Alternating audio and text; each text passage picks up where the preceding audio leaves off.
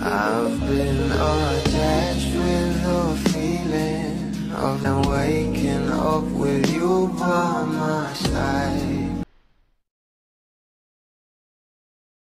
Ito nga guys, sa pag-uusapan natin na kung saan ayon nga kay Dr. Richard, pumunta lang kami to check the community CR na donated ng Call to Rescue, which is advocacy ni Donnie. Tapos na-surprise siya kasi may worship service doon. Na-surprise din sila na andun si Donnie.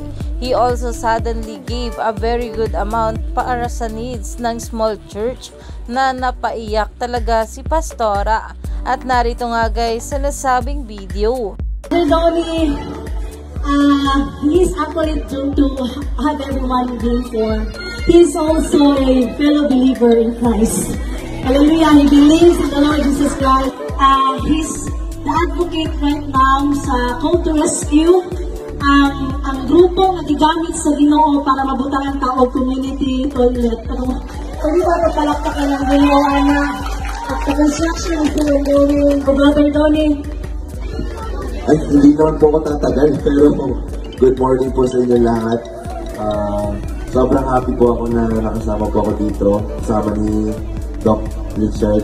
Actually, dadaan na po sana kami, pero nakita namin sobrang nag-enjoy kayo sa pag-worship, sobrang happy ninyo, kaya hindi ko nga alam na may ganito dito eh. Ang galing-galing.